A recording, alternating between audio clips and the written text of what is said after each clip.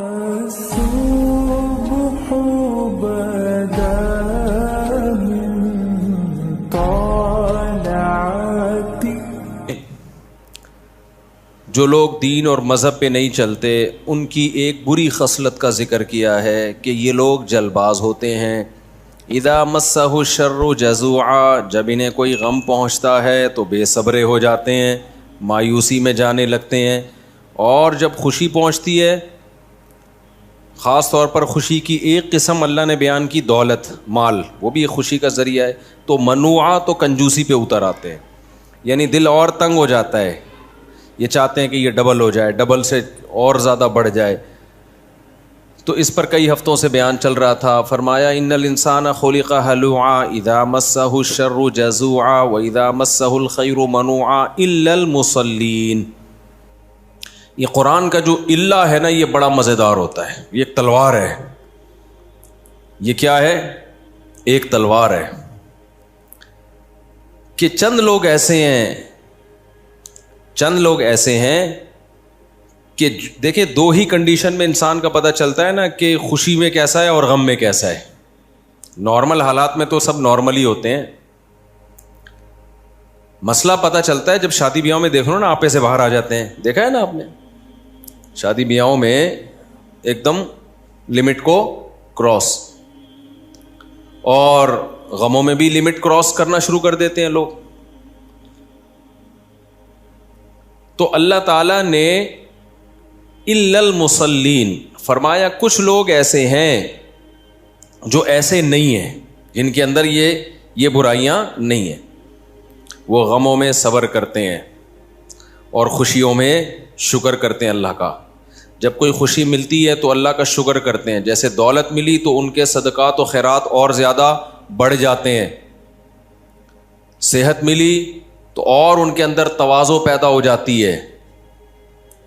یہ کون لوگ ہیں؟ جو اللہ پر پکا ایمان رکھتے ہیں، جن کو اللہ کے وجود کا یقین ہے. ان کو یقین ہے کہ کسی نے ہمیں بنایا ہے اور وہ ہماری ایک ایک عمل پر مطلع ہے. جو کچھ اس دنیا میں ہوتا ہے اس کی مرضی سے ہوتا ہے، اس کی مرضی کے بغیر کچھ بھی نہیں ہوتا. اگر ہمیں کوئی غم آیا ہے تو یہ اس نے دیا ہے، یہ اتفاق سے نہیں ہوا. سارا مسئلہ پھڈا کھڑا ہوتا ہے جب آپ کس چیز کو بائی چانس سمجھ لیتے ہو. بائی چانس ایسا ہو گیا تو آدمی کہتا ہے یار نہ ہوتا تو کتنا زبردست تھا یار. مثال کے طور پر آپ جا رہے ہو بائک پہ، میں مثالیں بھی وہی دیتا ہوں جو صبح شام خود بھگت رہے ہوتے ہیں. میں مثالیں وہی دیتا ہوں جو صبح شام خود بھگت رہے ہوتے ہیں. آپ بائک پہ جا رہے ہو، کراچی میں ٹینکر ہے، پانی کے ٹینکر ہے نا، ٹینکر مافیا تو ایک بڑا مافیا ہے، آپ کو پتہ ہے. ٹینکر ہے یا کنٹینر ہے. اب کیا ہوا کہ آپ بائک پہ، کئی بائکیں نکل گئیں کنٹینر کے لیفٹ سائڈ سے نا. آپ کا جب نمبر آیا تو اتفاق سے کنٹینر کا جو ٹائر ہے نا وہ کھڈے میں آ گیا اور وہ کنٹینر الٹ گیا آپ کے اوپر. یہ بہت واقعات ہوتے ہیں.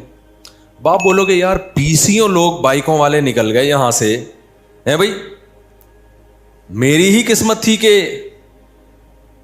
یہ کھڈے میں آنا ہے ٹائر اور یہ میرے اوپر ہی گرنا ہے. ہوتا ہے نا واقعات، کوئی پتھر ٹوٹ کے گرا، لینڈ سلائڈنگ ہوتی ہے نا پہاڑوں میں، پتھر لڑکتا لڑکتا لڑکتا لڑکتا آ رہا ہوتا ہے. 20 لوگ نکل گئے، آپ کی قسمت دھڑام سے آپ کی گاڑی کو اڑا دیا. تو ایسے میں انسان کا ذہن یہ کہتا ہے یار یہ تھوڑا سا 1 سیکنڈ آگے پیچھے ہو جاتا تو میں بچ جاتا. یہ چیز انسان کو ٹینشن میں ڈالتی ہے. کاش یہ نہ ہوتا، کاش یہ نہ ہوتا، کاش یہ نہ ہوتا. نبی نے کیا فرمایا؟ یہ جو کاش کا لفظ ہے، لو کا لفظ ہے، اگر مگر کا لفظ ہے، یہ شیطان کا کلمہ ہے. ایسے موقع پہ کافر کہے گا یوں ہوتا تو یوں نہ ہوتا. مسلمان کہتا ہے یہ ہونا تھا، یہ خود سے نہیں ہوا. یہ کس نے کیا ہے؟ اللہ نے کیا. رفعت الاقلام وجفت الصحف، نبی نے فرمایا اللہ نے تقدیر جس قلم سے لکھی ہے، لکھ دیا نا اللہ نے یہ ہوگا، اتنی بائکیں گزر جائیں گی، یہ والی بائک جب آئے گی تو اسی وقت ٹائر کھڈے میں آئے گا. حالانکہ اس سے بڑے بڑے کھڈوں میں پہلے آ چکا ہے مگر کنٹینر گرا نہیں، صرف لوز ہوا تھا اس وقت. شروع میں نا وہ کنٹینر لوز ہو رہا ہوتا ہے مختلف کھڈوں میں آ کے, گرانا اس کے اوپر ہے. اللہ بچائے یار ہمیں مصیبتوں سے. میں بائک چلاتا تھا نا تو مجھے یاد ہے یہ کراچی کے جو ٹرک ہیں ان کو بائک والے تو نظر ہی نہیں آ رہے ہوتے. تو کنٹینر کا ٹرک بیٹھا ہوا تھا, ٹرک والا بیٹھا ہوا تھا اوپر, بہت اوپر, جیسے عرش معلیٰ پہ بیٹھا ہوا ہے وہ. میری چھوٹی سی بائک تھی. اب میں جب سائڈ سے نکالنے لگا تو وہ اس نے ٹرن مار دیا. مجھے پتا تھا کہ میں اب گروں گا اور یہ ٹائر میرے اوپر آئے گا. میں نے زور سے چیخ ماری کیونکہ اس کو وہ گلاسز میں بھی میں نظر نہیں آ رہا تھا. سائڈ گلاسز جو ہوتے ہیں نا وہ بائک والے تو اتنے نیچے ہوتے ہیں, یہ گلاسز میں ان کو قریب والا بائک والا نظر نہیں آتا. میں نے زور سے چیخ ماری تو وہ ڈرائیور جھانک کے اس نے مجھے دیکھا اور زور سے کہکا لگا کے ہنسا. اس نے کہا بچ گیا, یعنی اس کو یہ تھا کہ یار یہ بیچارہ بھی گیا تھا مولانا صاحب. تو ہم کیا کرتے ہیں کہ یار یوں ہو جاتا تو یوں نہ ہوتا, یہ ہو جاتا تو یوں نہ ہوتا. نبی نے فرما دیا رفعت الاقلام. مسلمان کیا سوچتا ہے بھائی, جس قلم سے اللہ نے تقدیر لکھی ہے, جس کے بارے میں جس وقت جو ہونا ہے وہ لکھ کے اللہ نے قلم اٹھا کے واپس رکھ دیا. دیکھو دفتروں میں ایسا ہوتا ہے, آپ سر سے کوئی سائن وائن کروانے ہو, آپ نے کوئی پلاٹ کی فائل پہ سائن کروانا ہو, اپنے نام فائل کروانی ہے, کوئی کاغذ اپنے نام, وہ جب تک گورنمنٹ آفیسر بیٹھا ہوا ہے, پین اس کے ہاتھ میں, جو لکھوانا ہے, طلاق بھی لکھوانی ہے نا, لکھوا دو آپ. اس وقت اس کا موڈ اچھا ہے, آپ اس کو رشوت دے کے, لڈو کھلا کے, کچھ بھی ہے. جب سر نے پین رکھ دیا نا دراز میں اور اٹھ کے جانے لگے, اس وقت پھر معاملہ کیا ہو گیا, کھٹائی میں. اب پتہ نہیں کل آئے گئے سر, آئیں گے کل آفس بند نہ ہو جائے, ہڑتال نہ ہو جائے, موڈ سر کا اچھا ہو یا نہ ہو. تو اس سے پہلے جب تک کاتب کے ہاتھ میں قلم ہوتا ہے بہت کچھ چینج کروایا جا سکتا ہے. اسٹیمپ پیپر پہ آپ کوئی تحریر لکھوا رہے ہو تو وہ کہتا ہے بھائی دیکھو فائنل ہے یا نہیں ہے, فائنل ہونے کے بعد اس میں تبدیلی نہیں ہوگی. تو نبی صلی اللہ علیہ وسلم نے بھی ہمیں یوں ہی سمجھایا ہے, فرمایا کہ اللہ تعالیٰ نے قلم سے لکھوایا. ہمیں نہ سمجھانے کے لیے مختلف طریقے استعمال کیے گئے ہیں تاکہ ہمیں یہ سمجھ میں آ جائے کہ جو ہوگا نا قیامت تک وہ پہلے سے لکھ دیا گیا ہے, اس میں ذرہ برابر بھی اب تبدیلی ممکن نہیں ہے. اس لیے اس میں اگر مگر کرنا, یوں کر لیتا, یوں ہو جاتا, یوں کر لیتا. اب یہ گیا بھائی, اب یہ پاگل پنے والی باتیں ہیں, سب کچھ ہو چکا ہے. تو یہ سمجھانے کے لیے ہمارے نبی نے فرمایا ہمیں کہ سب سے پہلی جو چیز اللہ نے پیدا کی وہ کیا, قلم پیدا کیا. دیکھو کسی بھی ملک میں سب سے پہلے کس کو فوکس کیا جاتا ہے, اس کا آئین, کہ ایک کنٹری کی اصولوں پہ چلے گا. جیسے کوئی نیا ملک بنتا ہے, جتنے بھی اسمبلی کے ممبران ہیں بیٹھ کے سب سے پہلے کیا کرتے ہیں, آئین لکھو بھائی. یہ نہیں لکھا, ریٹن فارم میں نہیں آیا, زبانی نہیں ہوتا وہ. زبانی تو ہو سکتا ہے یہ کچھ آج ہم نے کسی بات پہ اتفاق کیا, کل کوئی مکر جائے, تو ریٹن میں لے کر آؤ, لکھو اس کو. تو اللہ میاں نے بھی جب اس کائنات کو بنایا, زمین بنی, آسمان بنے, انسانوں کی جو بھی اللہ نے ارادہ کیا, تو اللہ نے سب سے پہلے اس لکھا کہ کیا ہو. بلکہ کائنات کو بنانے سے پہلے کائنات بھی اسی لکھے ہوئے کے نتیجے میں بنی ہے کہ میں ایسے اس نظام کائنات کو بناؤں گا. تو قلم. اور کمال کی بات ہے, جیسے پاکستان کا آئین ہے نا, کہ سب سے پہلی شک کیا ہے, حاکم اعلیٰ کون ہے, اللہ. پاکستان کا آئین کیا کہتا ہے, حاکم اعلیٰ کون ہے, اللہ. پہلی شکی یہی ہے, یہ بتانے کے لیے کہ آگے جو کچھ ہوگا نا اس کو سامنے رکھ کے قانون سازی ہوگی. یہ بڑی جاندار بات ہے پاکستان کے آئین میں. اسی وجہ سے ہم کہتے ہیں پاکستان ایک اسلامی ملک ہے, کیونکہ آئین بہت جاندار ہے. آگے امپلیمنٹ نہیں ہے اس کا, وہ نہیں ہے. تو اس کا طریقہ یہ نہیں ہے کہ آئین کے خلاف آپ آواز اٹھاؤ, اس کا طریقہ یہ ہے کہ آپ بولو بھائی آئین کے مطابق یہ قانون غلط ہے, اس میں آپ کی بات بھی سنی جائے گی, اس میں تبدیلی بھی ہو سکتی ہے. جیسے عدالتی خلا, وہ قرآن و سنت کے خلاف ہے جو آج کل عدالتی خلا چل رہا ہے. تو اس میں آپ یہ نہیں کہ پاکستان غیر اسلامی ملک ہے, آپ بولے پاکستان اسلامی ملک ہے. تو جب اسلامی ملک ہے تو اس میں عدالتی خلا غلط کیوں بنا ہوا ہے؟ لوگ بے وقوفی پتہ ہے کیا کر رہے ہیں, مذہبی اسکالر ٹی وی میں آ کے کہہ رہے ہیں یہ طاغوتی نظام یہاں پہ نافذ ہے, یہاں پہ غیر اسلامی نظام نافذ ہے. بھائی صاحب اس سے تو آپ فیور کر رہے ہو ان قوتوں کو جو چاہتی ہیں کہ اسلام نہ آئے. آپ نے تو کہہ دیا کہ غیر اسلامی ہے, وہ کہیں گے ہم تو کہہ رہے ہیں غیر اسلامی ہے, تو پھر تم مولوی لوگ جو ٹوپیاں پہنی ہوئے یہاں سے کیا کرو, نکلو. یہ بالکل ایسا ہی ہے جیسے قائد اعظم کو لوگ سیکولر ثابت کرنے کی کوشش کرتے ہیں, وہ تو سیکولر تھے. تو اس سے مقصد کیا ہوتا ہے, یہ بتانا کہ بانی پاکستان سیکولر تھے, لہذا یہ اسٹیٹ بھی کیا ہے, سیکولر ہے. اسی وجہ سے علماء کہتے ہیں نہیں بھائی وہ سیکولر نہیں تھے, ان کا نظریہ تھا دو قومی نظریہ اور پھر اسلام کے نام پہ ملک. یہ تو انہوں نے آواز اٹھائی تھی, اگر وہ سیکولر ہوتے تو اسلام کے نام پہ کنٹری کیوں بناتے. وہ جو بین الاقوامی عدالت میں مقدمہ چلا ہے, وہ مقدمہ یہ چلا ہے مسلمانوں کو ایک الگ کنٹری چاہیے جہاں وہ اسلامی تعلیمات کے مطابق فیصلہ کریں. تو کوئی سیکولر آدمی اس طرح کا مطالبہ کر سکتا ہے؟ اس مطالبے سے پتہ چلتا ہے. تو کچھ نعرے بڑے زہریلے ہوتے ہیں, دیکھنے میں کیا لگ رہے ہوتے ہیں, بڑے اٹریکٹیو. تو جو لوگ یہ کہتے ہیں نا پاکستان سیکولر اسٹیٹ ہے, وہ پسے پردہ بیڑا غرق کر رہے ہیں مذہب کا. کہنے میں تو وہ بڑے اچھے لگتے ہیں, یار دیکھو یہ سیکولر, یہ اس کا مطلب یہ سیکولر مان لیں پھر ہم اسلام کے لیے اس میں کوشش کریں گے. نہ نہ نہ, آپ نے سیکولر مان لیا تو اب اسلام کے لیے اس میں کوشش نہیں ہو سکتی. جیسے ہندوستان ایک سیکولر اسٹیٹ ہے نا, تو اگر مسلمان مان لیں کہ انڈیا سیکولر اسٹیٹ ہے تو پھر اسلامی نظام کی بات کر سکیں گے وہاں پہ؟ نہیں کر سکیں, کوئی بھی نہیں سنے گا.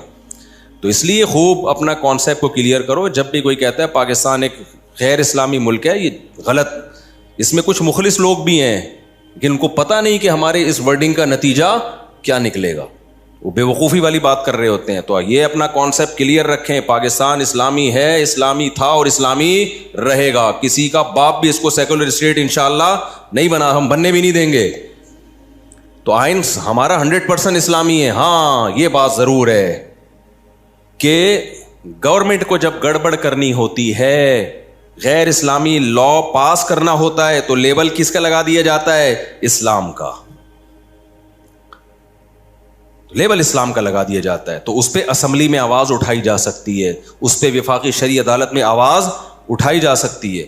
وفاقی شرعی عدالت بنی ہوئی ہے, آپ اس میں کیس کریں کہ یہ قانون غیر اسلامی ہے جس پہ لیبل کس کا لگ گیا ہے, اسلام کا.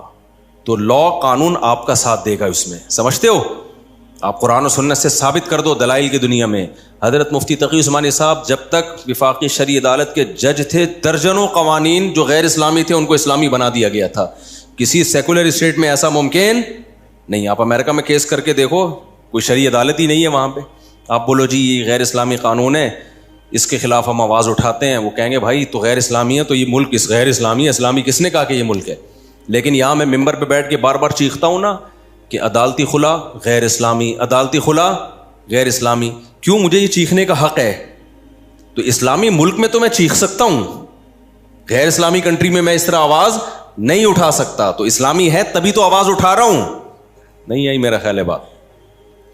دیکھو ایک مسلمان نماز نہیں پڑھتا, آپ اس کو بولتے ہو ابے تو کلمہ گو ہے, نماز کیوں نہیں پڑھتا, چیخ رہے ہو, چلا رہے ہو, اس کا مطلب آپ اس کو مسلمان مان رہے ہو. ہاں مسلمانوں والی ایک کام نہیں کر رہا یہ, تو مسلمان مان رہے ہو.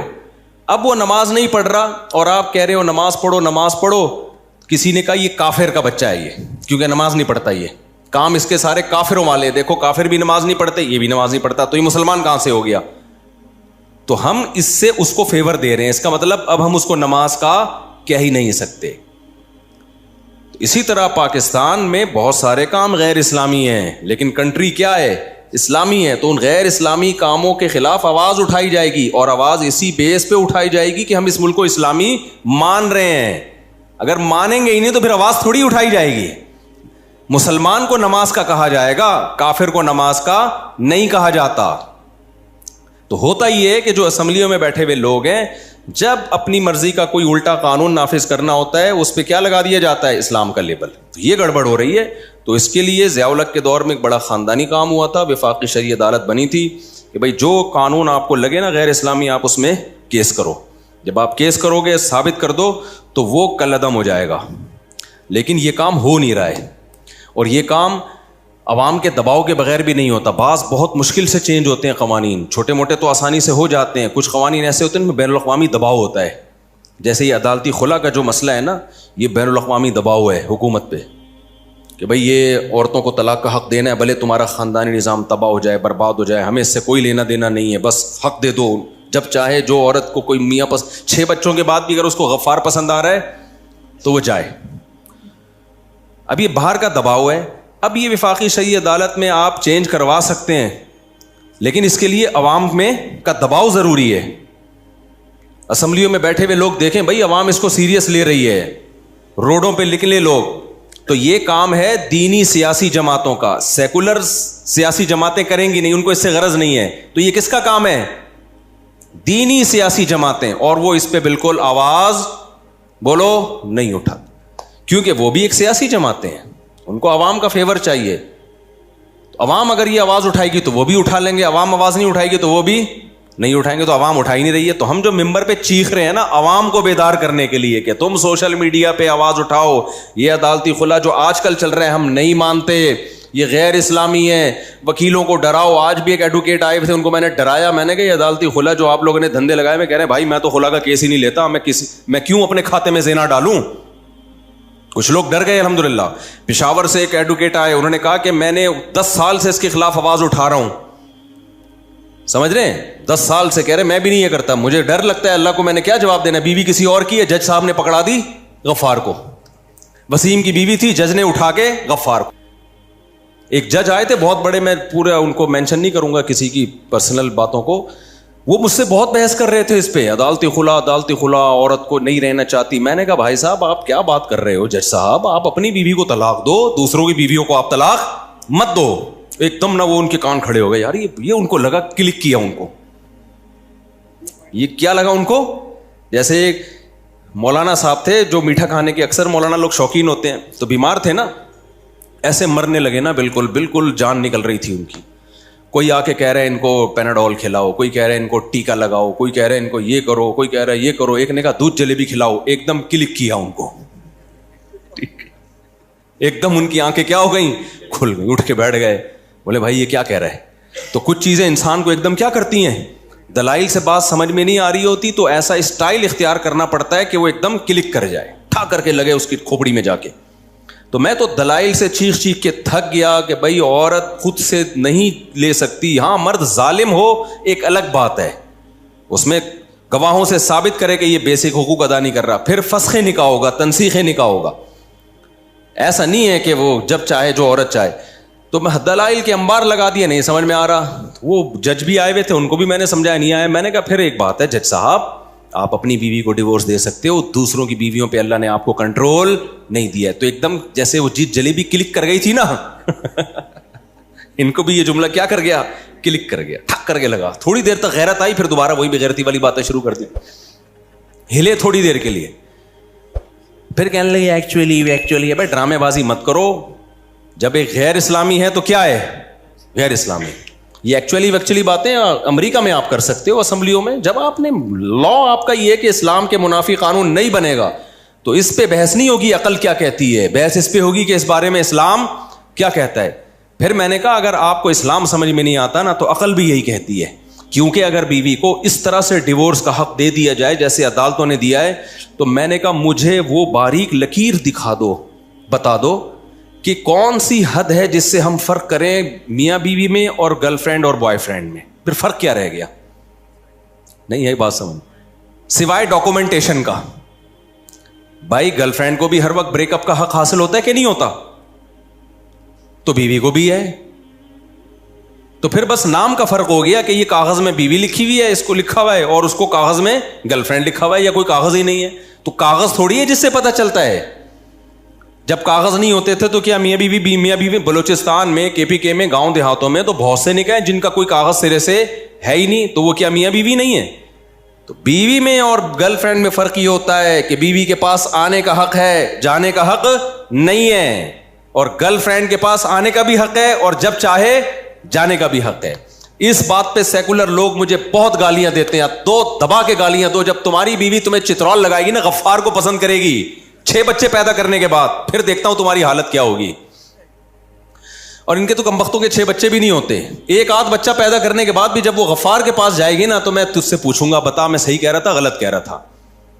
تو اصل میں ان سیکولر لوگوں کا بیوی سے وہ رشتہ ہوتا ہی نہیں ہے کمبختوں کا. انہوں نے کوئی جانے نچھاور بھی نہیں کرنی ہوتی. بیوی سے بھی یہ ایک انسٹرومنٹ کے طور پہ رکھا ہوا ہوتا ہے کہ بیگم یو آر, وہ ہے نا, تمہاری جیسی تم چاہو زندگی گزارو, میں اپنی لائف میں مست, تم اپنی لائف میں مست.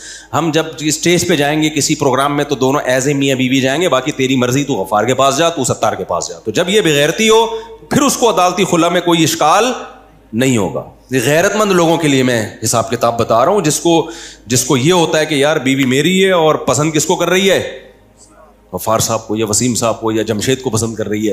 تو غیرت مند لوگوں کو ہوگا کہ یار میری بیوی ہے اور عدالت اس کو کسی اور کو پکڑا رہی ہے. یہ کیسے ہو سکتا ہے؟ یہ نہیں ہو سکتا. اسلام میں یہ بغیرتی بولو نہیں ہے. تو اس پہ خدا کے بندو آواز اٹھاؤ. آپ لوگ سوشل میڈیا پہ آواز اٹھاؤ اس کے خلاف. جب بھرپور آواز اٹھے گی نا تو یہ ہمارے سیاسی لیڈر تھوڑا سا ہلیں گے, ورنہ یہ نہیں ہلیں گے. ان کو دماغ سے نکال دو اور پرسنلی ملاقاتیں کرو, ان کو عزت دو. مجھے اس سلسلے میں آصف علی زرداری صاحب سے بھی ملنے کا موقع ملا نا, عزت کے ساتھ میں زرداری صاحب سے بھی ملنے کے لیے تیار ہوں. شاید عزت سے کام ہو جائے بھائی. میاں نواز شریف صاحب یا شہباز شریف سے ملنے کا موقع ملا, اس سے بھی ملنے کے لیے, لیکن کوئی سنے تو نا. کسی سے بھی ملنے کا موقع ملا میں تیار ہوں. میں نے تو وکیلوں کو بولا ہے میری جو مدد چاہیے نا اس قانون کو تبدیل کروانے کے لیے, جب جہاں بلاؤ گے میں پہنچنے کے لیے تیار ہوں. اس سے زیادہ میں کیا کروں یار. لیکن ہمارے اسکالر کو دیکھو, کام دھیلے کا نہیں کرنا, طاغوتی نظام کو بدلو, طاغوت کے, اور اسلامی حکومت. ابے اسلامی حکومت تو ہے, اب اس کو اسلامائزیشن کرنے کے لیے لا تبدیل کرنا ہے. اس پہ آواز, جیسے انہوں نے آواز اٹھائی ہے قیصر راجہ نے, یہ جو ڈرامہ آ رہا ہے کون سا برزخ, اس پہ آواز اٹھائی. یہ کام ہے اسلامائزیشن کا. اب قیصر راجہ صاحب بھی بیٹھ دیتے میں طاغوت کی نظام کو برداشت نہیں, پلٹ دوں گا پورا نظام. اس کا مطلب آپ کچھ بھی نہیں کرنا چاہتے. انہوں نے کہا بھائی یہ برزخ ڈرامہ آ رہا ہے, اس میں ہومو سیکسولیٹی کو فروغ دیا جا رہا ہے, ہم اس کے خلاف آواز اٹھائیں گے اور عدالت میں جائیں گے. اس کا مطلب قیصر راجہ صاحب واقعی کیا چاہتے ہیں, ملک کو اسلامی بنانا. ایک ٹاسک لی نا, جیسے یوتھ کلب والوں نے LGBT کے خلاف کانفرنسز کی, وکیلوں کو بلایا, ان کو شعور دیا, کورٹ میں کیس گیا, اور بھی لوگوں نے ساتھ دیا, اور یہ قانون الحمدللہ تبدیل ہو گیا. اس کا مطلب یوتھ کلب والے واقعی پاکستان کو کیا بنانا چاہتے ہیں, اسلامی. لیکن اگر وہ باتیں پھینکتے رہتے, ہم یہ پورا نظام بدلیں گے, یہ طاغوتی نظام ہے, غیر اسلامی ملک ہے, اس پورے نظام کو پلٹو, اس کا مطلب آپ کا کچھ بھی کرنے کا پروگرام نہیں ہے. جس کا کچھ بھی کرنے کا پروگرام نہیں ہوتا اس کا بہت بڑے بڑے کام کرنے کا پروگرام ہوتا ہے. سمجھ رہے ہو نا. اور جس کا بہت بڑے بڑے کام کرنے کا پروگرام ہوتا ہے اس کا کچھ بھی کرنے کا پروگرام نہیں ہوتا. ایک صاحب آئے نا, اور آسان مثال, آپ کی مرضی مطلب کی مثال دیتا ہوں. میں ابھی ٹاپک پر آ رہا ہوں, یہ بیچ میں ایک درمیان میں بات ہے کہ آج کل ٹی وی پہ طاغوت بہت چل رہا ہے, طاغوتی نظام ہے, طاغوت ہے. تو کیا کریں, طاغوتی نظام ہے تو بھائی ایک ایک چیز کو تبدیل کرنے کی کوشش کرو گے تو ہو جائے گی. آئین کس کو فیور کر رہا ہے, آئین آپ کو فیور کر رہا ہے. آئین ہی غلط ہوتا تو پھر ہم نظام کی تبدیلی اور وہ بہت بڑے پیمانے پر کچھ کرنے کی کوشش کرتے. یہاں تمیز سے ہو سکتا ہے, لیکن یہ کام کریں گے وکلا کر سکتے ہیں, ججز کر سکتے ہیں, اور سیاسی لوگ کر سکتے ہیں. تو ججز پہ, وکیلوں پہ, اور اسمبلی میں بیٹھے ہوئے لوگوں پہ محنت کی جائے. سمجھتے ہو کہ نہیں سمجھتے؟ اور مذہبی جماعتوں کو, مذہبی تنظیموں کو, اسلامی نظریاتی کونسل کو توجہ دلائی جائے کہ آپ کرو یہ کام, تو یہ بہت آرام سے ہو سکتا ہے. اور اگر یہ کام نہیں کر رہے تو اس کا مطلب آپ کچھ بھی کرنا نہیں چاہتے, بس آپ باتیں پھینک رہے ہو بیٹھ کے. تو وہ کیا تھا, میں مثال دے رہا تھا نا کہ جو کرنا چاہتا ہے نا وہ اس کے پاس ایک پیکج ہوتا ہے, اس طریقے سے ہوگا. جو بہت بڑی بڑی باتیں کر رہا ہو اس کا مطلب وہ کچھ بھی کرنا نہیں چاہتا. اس کی مثال ایسے جیسے وہ ایک صاحب میرے پاس آئے کہ میں دوسری شادی کرنا چاہتا ہوں. میں نے کہا کس لڑکی سے؟ کہتے ہیں لڑکی جو میرے ویژن کا حصہ ہو اور اس ٹائپ کی ہو, جو میرے ساتھ بزنس میں پارٹنر بنے اور میرا ایک ادارہ ہے وہ بھی چلا لے اور یہ بھی کر لے اور وہ بھی کر لے, ایسی صفات. میں نے کہا اس کا بول تو میں نہیں کرنا چاہتا, خام خواہ میں کیوں فضول باتیں کر رہا ہوں میرے سامنے بیٹھ. یعنی تیرے کو ایسی عورت چاہیے جو جوان بھی ہو, تجھے اولاد بھی دے اور تیرا اسکول بھی چلائے, تیرا مدرسہ بھی چلائے, تیرے ساتھ بزنس پارٹنر بھی ہو, اور وہ تجھے پسند بھی آئے اور اس کمبخت کو تو بھی پسند آئے. تو جس نے نہیں کرنی ہوتی وہ کیا کرتا ہے, باتیں پھینکنے پر گورنمنٹ کی طرف سے کوئی پابندی نہیں ہے. ہمارے ایک دوست تھے جاننے والے, جب میں یہ بیان آتا ہے تو نیچے کچھ خواتین کے کمنٹس آتے, یہ نہیں سدھرے گا, میرے بارے میں لکھا ہوتا ہے. یہ ہر بیان میں دوسری شادی کہیں نہ کہیں سے کھینچ کے لے. ایک انٹرویو میں, ایک پوڈ کاسٹ میں خاتون سے پوچھا گیا, وہ خاتون میرے خلاف بول رہی تھی یہ ہر وقت شادیاں کرتے ہیں, تو اس نے کہا اب تو ان کی 4 ہو گئیں. کہتی ہیں ابھی بھی کر رہے ہیں باتیں, یہ ہو گئی ہیں پھر بھی پتہ نہیں کیا شوق ہے ان کو باتیں کرنے کا. تو اس پہ کسی نے کمنٹس لکھے ہوتے ہیں اس طرح کے کلپ پہ نا کہ یہ نہیں سدھرے گا. جن کو میرے بیان سے تکلیف ہو رہی ہے نا, انہوں نے نیچے کمنٹس کیا ہوتے ہیں, یہ مولوی یہ مفتی نہیں سدھرے گا. تو واقعی میں نہیں سدھروں گا, میں بہت بگڑا ہوا ہوں. تو میں بولتا رہوں گا موت تک, مثالیں بھی میں دیتا رہوں گا اس کی. تو وہ کیا ہے, وہ میں بتا رہا تھا نا کہ ہمارے ایک جاننے والے ایک استاذ ہیں, عالم بھی ہیں, وہ ایسے نا بیٹھے ہوئے تھے کرسی پہ ٹیک لگا کے نا, اکثر میں نے دیکھا اسی طرح بیٹھے ہوتے تھے وہ. تو مجھے کہنے لگے کہ نسوار ان کے منہ میں تھی, پشتو اسپیکنگ ہے, مجھے کہنے لگے یار تم نے پتہ نہیں کیسے کر لی, ہماری تو کوئی دوسری بھی نہیں ہو رہی. تو میں نے ان کی نقل اتاری نا, میں کرسی پہ ایسے کر کے بیٹھ گیا, یوں کر کے نا ایسے کر کے تھوڑا نسوار والا میں نے وہ بنایا چہرہ. میں نے کہا اس طرح نہیں ہوگی, جب آپ کے پاس آؤ ادھر ہی بیٹھے ہوئے ہوگے اور وہ کہہ رہے پتہ نہیں کیوں نہیں ہو رہی. ایسے تھوڑی ہوتی ہے بھائی, ہلنا جلنا پڑتا ہے, کیا خیال ہے, رشتہ تلاش کرنا پڑتا ہے, جانا پڑتا ہے. تو یہ کیا اس طرح, تو میں نے کہا پہلی ہو گئی, اس پہ اللہ کا شکر ادا کرو. تو میرے بھائی طاغوت کی بات کرنا, نظام کی تبدیلی کی بات کرنا بہت آسان, کوشش کرنا بہت مشکل ہے. تو کوشش, آئین آپ کو فیور کر رہا ہے, آئین کس کے ساتھ ہے, مذہبی لوگوں کے ساتھ ہے, کہ اتنی خاندانی شق آئین میں ڈل گئی ہے کہ قرآن و سنت کے اگینسٹ کوئی لا نہیں بنے گا. اب ہماری اسمبلی 100% بھی سیکولر ہو جائے نا, قانون کے ہاتھوں آگے مجبور ہو جاتی ہے. دیکھو جنرل مشرف تو بہت ایک سیکولر سا آدمی تھا, اس نے بھی کچھ الٹے قوانین جب نافذ کیے ہیں نا, تو پہلے مولویوں کو بٹھا کے نا, اپنی مرضی کے سرکاری مولویوں کو بٹھا کے ٹاک شوک پہ اس کو مشرف و اسلام کرنے کی کوشش کی ہے اس نے, کیونکہ اس کو پتا تھا کہ یار کتنا ہی الٹا قانون میں نافذ کروں لیکن مجھے قرآن و سنت کا سہارا لینا پڑے گا, مجھے کوئی لیبل لگانا پڑے گا. تو یہ خود اس کی علامت ہے بھائی, لوگ غلط ہیں, ملک غلط نہیں ہے, جو امپلیمنٹ کرنے والے ہیں وہ 2 نمبریاں کرتے ہیں, ملک غلط نہیں ہے. تو تمیز سے آپ جب کام کرو گے, قانون لا آپ کا ساتھ دے گا, کورٹ آپ کا ساتھ دے گی اگر آپ تمیز سے کام کرنے کی کوشش کرو گے, لیکن وہ ہو نہیں رہا ہے. تو یوتھ کلب والوں نے کوشش کی نا LGBT کے بارے میں, الحمدللہ ان کی بھی تھی, ان کے علاوہ بھی لوگوں کی تھی, صرف ان کی نہیں تھی, ان کی ایک بہت بڑی ایفرٹ تھی, ایک پراپر وے میں انہوں نے کام کیا اور الحمدللہ ہو گیا وہ کہ بھائی یہ غیر اسلامی ہے. تو اسی طرح یہ برزخ ڈرامہ ہے, قیصر راجہ صاحب اس کے خلاف مہم چلا رہے ہیں, آپ ان کا ساتھ دو, ٹھیک ہے نا. وہ کہتے ہیں عدالت میں جاؤں گا, اس کی ایسی کی تیسی کروا دوں گا, بند کرواؤں گا. تو یہ ایک طریقہ ہے, کیونکہ لا کس کا, یہی اگر انڈیا میں چل رہا ہوتا, امریکہ میں چل رہا ہوتا, پھر آپ کچھ بھی نہیں کر سکتے تھے.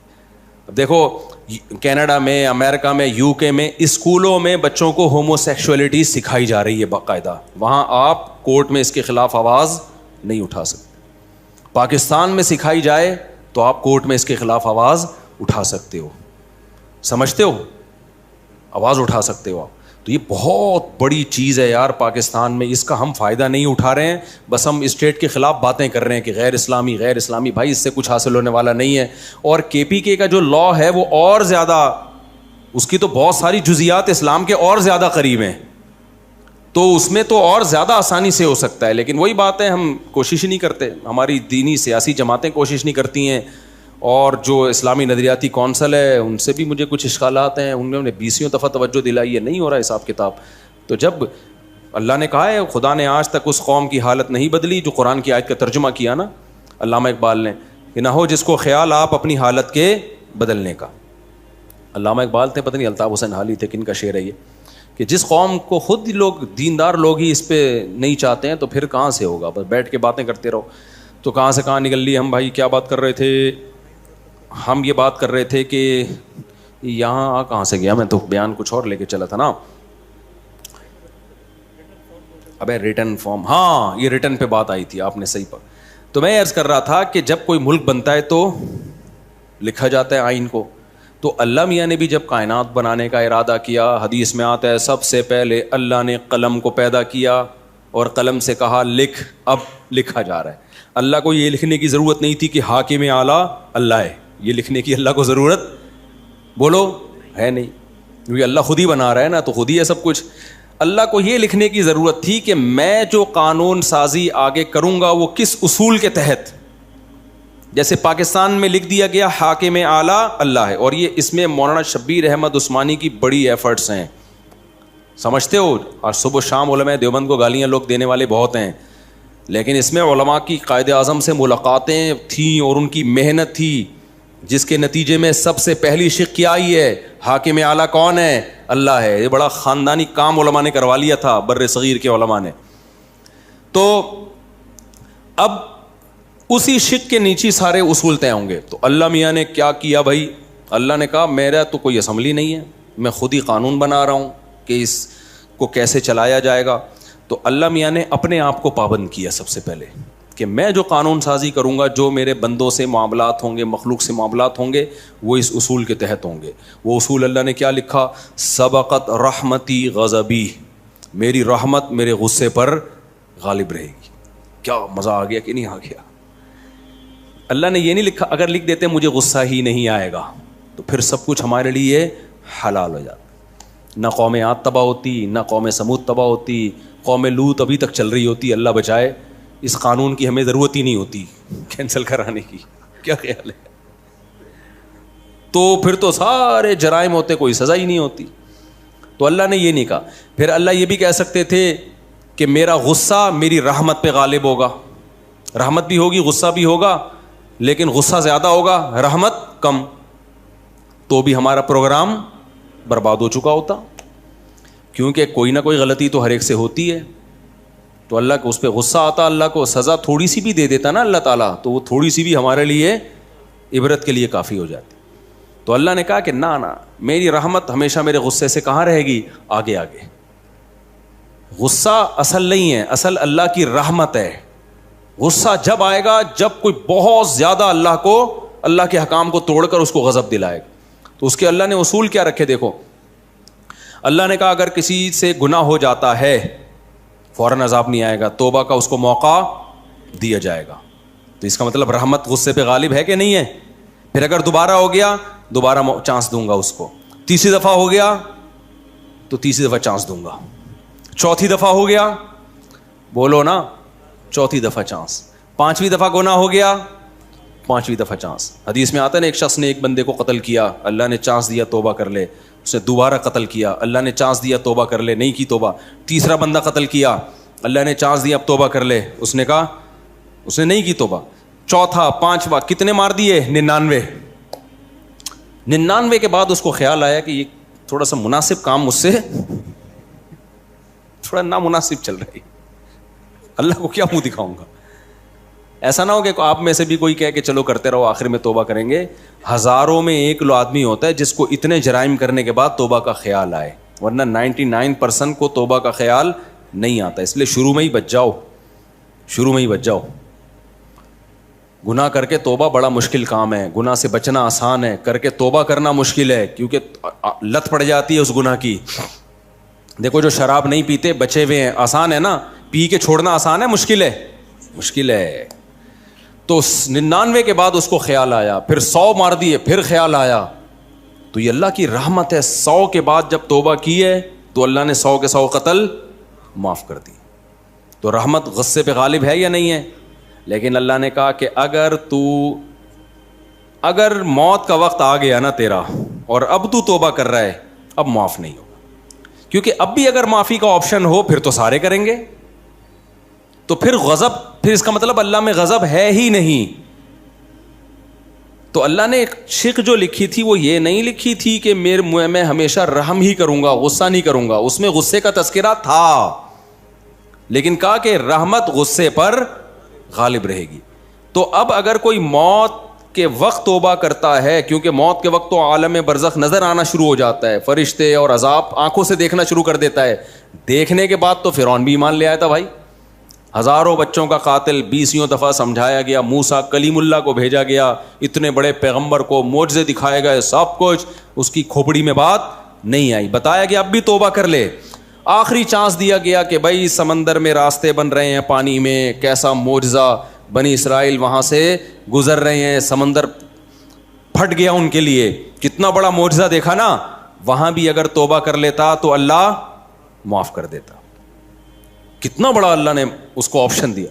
اس کمبخت کو پھر بھی خیال نہیں آیا، اپنی فوجیں لے کے اسی راستوں میں اتر گیا جو کس کے لیے بنے تھے؟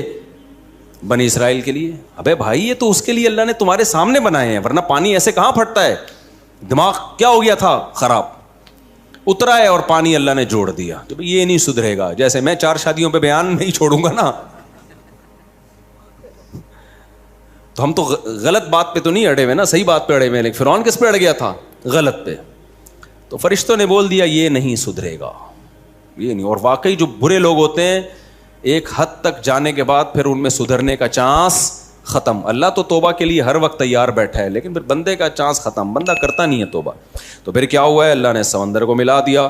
جب ملایا ہے تو فرعون کا جب پانی حلق میں جانا شروع ہوا, فرعون نے کیا کہا, آمنت انہ لا الہ الا الذی آمنت بہ بنو اسرائیل. ہمارے استاد جب اس آیت کا ترجمہ کرتے, ہمیں درس جب قرآن ہم پڑھا رہے تھے نا ہمیں قرآن مدرسے میں, تو وہ اس آیت کے بڑا مزہ لے کے ترجمہ کرتے تھے. فرماتے تھے کہ دیکھو ساری زندگی فرعون ایمان نہیں لایا, مرتے ہوئے لایا تو بڑی ڈیٹیل سے لایا ایمان. انہو, یہ ہو ضمیر شان ہے. جو عربی گرامر جاننے والے طلبہ ہیں ان کو پتہ ہے ضمیر شان کسے کہتے ہیں. اس کا ترجمہ یہ ہوتا ہے کہ قصہ یہ ہے, کہ بات یہ ہے, کہ اس کو ضمیر قصہ بھی کہتے ہیں. یعنی جب آپ کوئی بات شروع کرنے سے پہلے تمہید باندھتے ہیں نا کہ ایکچولی بات یہ ہے کہ, تو اس کے لیے ہو ضمیر لائی جاتی ہے, اس کا کوئی مرجع نہیں ہوتا. تو فرعون سے موسیٰ علیہ السلام ساری زندگی یہ مطالبہ کرتے رہے کہ تو ایک دفعہ زبان سے کہہ دے آمنت باللہ, میں کس پر ایمان لایا, اللہ پر. یہ سینٹنس زبان سے نکال دے. فرعون اتنا سا مختصر جملہ بھی زبان سے نکالنے کے لیے پوری زندگی تیار نہیں ہوا, بلکہ اوٹ پٹانگ باتیں کرتا رہا. لعلی ابلغ الاسباب, لاؤ سیڑھیاں لے کر آؤ, میں ذرا آسمان پہ چڑھ کے دیکھوں. اطلع الی الہ موسیٰ, موسیٰ کے خدا کو جھانک کے دیکھوں ہے بھی یا نہیں ہے. اس طرح کی فضول باتیں کرتا تھا جیسے آج کل ملحد لوگ کرتے ہیں کہ اللہ نظر کیوں نہیں آتا. ساری زندگی اوٹ پٹانگ باتیں کرتا رہا. اور جب پانی منہ میں جانے لگا ہے, اس کو پتہ چلا اب ہم گئے, تو کیا کہتا ہے, آمنت انہو, میں ایمان لایا. بات نہیں, ایک اور جگہ کا انہو, وہ آیت میرے ذہن سے نکل رہی ہے اس وقت, کہ آمنت انہو لا الہ الا الذی آمنت بہ بنو اسرائیل, میں ایمان لایا اس بات پر, انہو کہ بات یہ ہے کہ اس اللہ کے سوا کوئی معبود نہیں ہے جس پر بنی اسرائیل ایمان لے کر آئے ہیں. تو اس سے پہلے اس نے ضمیر شان لا کے پوری تمہید باندھی ہے, بات یہ ہے کہ, ٹھیک ہے نا. تو ہمارے استاد فرمایا کرتے تھے کہ گویا فرعون بزبان حال یہ کہہ رہا تھا فرشتوں کو, بھائی ایک منٹ ذرا ٹھہرو, بات تو سنو, ٹھیک ہے نا. بات یہ ہے کہ ایکچولی بات یہ ہے. اس کی مثال ہے جب ہم کسی چور کو پکڑ کے چترول لگاتے ہیں نا, رنگے ہاتھوں پکڑا گیا ہو, تو وہ یہ نہیں کہتا میں چور نہیں ہوں, اس کو پتا یہ تو رنگے ہاتھوں چوری کرتے ہوئے پکڑا گیا ہے. تو وہ کیا کہتا ہے, بھائی بات یہ ہے کہ بات تو سنو یار, یعنی تم کچھ تھوڑے ٹائم کے لیے رکو گے تو میں آگے ایکسپلین کروں گا. تو یہ بات یہ ہے کہ مطلب یہ ہوتا ہے بات آگے آ رہی ہے, تو مجھے مارو نہیں, پہلے ذرا میری بات سنو. پھر وہ آگے کوئی بھی کہانی بنا رہا ہوتا ہے کہ ٹھیک ہے میں نے یہ چیز اٹھائی ہے لیکن ایکچولی ہوا یہ تھا, یہ کچھ بھی کس سے سنائے گا نا آگے. لیکن وہ جو بات شروع کرتا ہے وہ کس سے کرتا ہے, بھئی بات یہ ہے کہ بات تو سنو. بات تو جیسے گھر میں جھگڑا ہو رہا ہوتا ہے نا, آپ کہتے ہیں بات تو سنو, ریلیکس. Are you relaxing. وہ ایک آدمی سمندر کے کنارے لیٹا ہوا تھا, تو ایسے کرتا پہن کے نا بڑے مزے سے, تو ایک شخص گیا, آر یو ریلیکسنگ.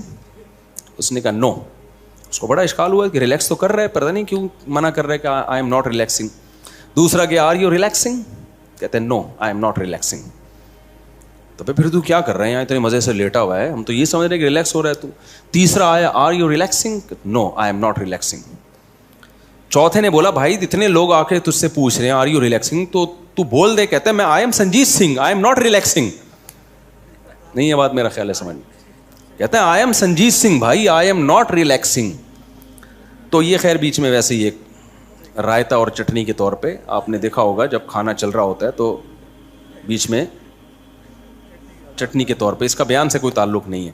تو فرعون نے کیا کہا, بھائی تھوڑا ریلیکس. کیا کرو بھائی, ریلیکس. ریلیکس. ابھی کیوں ڈبو کے مجھے مار رہے ہو یار, تھوڑا کیا کرو, ایک ریلیکس. بات یہ ہے کہ اس کا مقصد کیا تھا, تھوڑا فرشتوں کو کیا کرنا چاہ رہا تھا, ریلیکس. تو بات یہ ہے کہ پوری ڈیٹیل کے ساتھ. تو بھائی اب بھی اگر اللہ معاف کر دیتا نا, تو اس کا مطلب پھر یہ ہوا کہ اللہ میں غضب ہے ہی نہیں. اللہ کی صفت انتقام کی آپ نفی کر رہے ہو, کیونکہ ایسے موقع پہ تو سب ہی توبہ کر لیتے ہیں. جب قبر کا عذاب اپنی آنکھوں سے دیکھیں گے, برزخ کی وحشت اپنی آنکھوں سے دیکھیں گے, تو بھائی پھر تو سب ایمان لے آئیں گے. تو اس لیے اللہ نے ایک اصول اور ضابطہ بنا دیا, موت سے پہلے پہلے واپسی کا آپشن ہے. کچھ بھی کر لو اللہ اپنے در سے مایوس نہیں کرے گا, کچھ بھی کر لو. لیکن جب موت قریب آ گئی نا اور اس جہان میں ٹرانسفر ہونا شروع ہو گئے, اب نہیں ہوگا. پھر اللہ کا اصول اتنا سخت ہے, اللہ کہتے ہیں اگر ساری دنیا کی ساری دولت دے کے بھی عذاب سے جان چھڑانا چاہے گا جان نہیں چھوٹے گی. تو یہ لا اللہ نے کیا کر دیا, بولو, لکھ دیا. آگے سارا اسی اصول کے تحت اللہ نے قانون سازی. تو بات اس پہ چل رہی تھی کہ انہی میں اللہ نے لکھ دیا تھا کس کا جو ہے نا ٹرک اتنی بائکیں گزر جائیں گی, اور جب یہ گزرے گا تو جو کھڈوں میں ٹائر آ کے اوپر کا کنٹینر لوز ہوا تھا نا, تو وہ اسی سلسلے میں لوز ہوا تھا. ٹھیک ہے, صحیح ہے.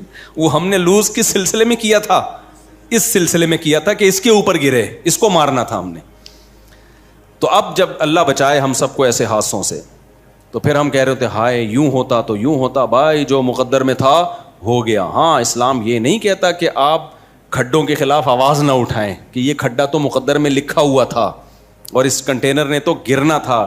ہم تو چونکہ اسباب کے مکلف ہیں اس لیے ہم نے اسباب کامیابی کے اختیار کرنے ہیں.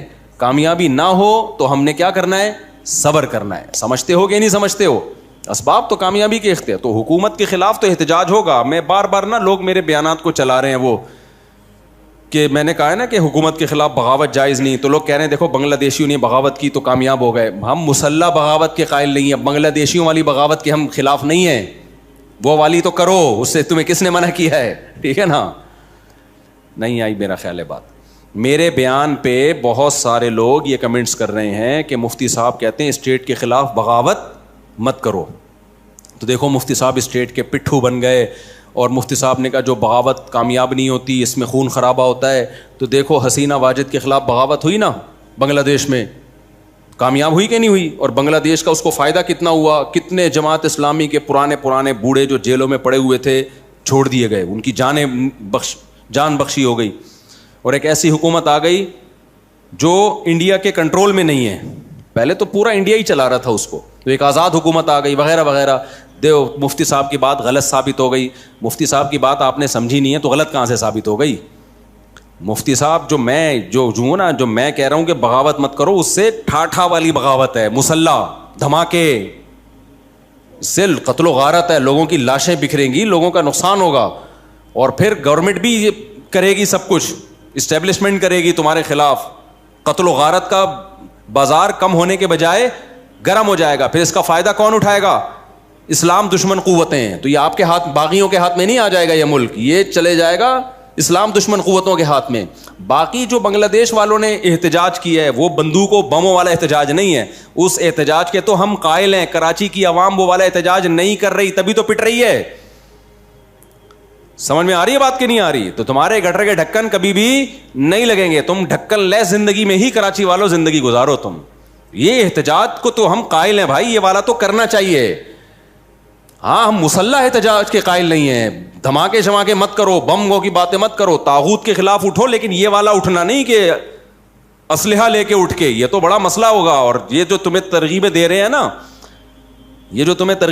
یہ مارکیٹ سے ہو جائیں گے شارٹ اور تمہیں پھنسوا دیں گے. ماضی میں دیکھ لو جنہوں نے بھی یہ کچھ کیا, جو تحریکیں چلانے والے لوگ تھے وہ محفوظ ہیں, اور نیچے کی سارے پبلک کو انہوں نے مصیبت اور عذاب میں ڈال دیا. تو یہ بڑے مسئلے ہوتے ہیں اس کی. تو مسلح بغاوت کے ہم قائل نہیں ہیں. باقی احتجاج تو آپ کا حق ہے بھائی, اسے تو یہ تو نہیں ہو رہا تبھی تو نقصان ہو رہا ہے. ابھی حافظ نعیم صاحب نے بھی کیا تھا نا, دھرنے ورنے ہو گیا نا, اس کے کچھ مکے ہو گئے نا, تو اس کے تو ہم قائل ہیں بھائی. بیٹھو آپ جا کے کہیں بھی. تو عوام تو یہ بھی نہیں بیٹھ رہی. اب بلوں کے خلاف پرامن احتجاج کیا حافظ نعیم صاحب نے, اس کا فائدہ ہوا ہے. تو اس احتجاج کے ہم خلاف نہیں ہیں, اس کے تو بھرپور ہونا چاہیے اس ٹائپ کے احتجاجات. تو خیر, تو اب مسلمان کیا کرتا ہے میرے بھائی؟ مسلمان دیکھتا ہے کہ جب کوئی حادثہ ہو گیا تو وہ اگر مگر نہیں, وہ کہتا ہے یہ اتفاقی نہیں ہے. جب اللہ نے لوح محفوظ میں لکھا تھا تو اس میں ایک ایک پتا کا ہلنا بھی لکھا ہوا ہے. اس میں ایک درخت کا پتا ٹوٹ کے جو گرتا ہے نا وہ بھی اس تقدیر کے بغیر نہیں ہوتا. تو جب ہے تو پھر مسلمان کیا کرتا ہے؟ یہ اتفاقی نہیں ہے. یہ کس نے دیا ہے؟ یہ غم بھی کس نے دیا؟ اللہ نے. یہ خوشی بھی کس نے دی؟ اللہ نے.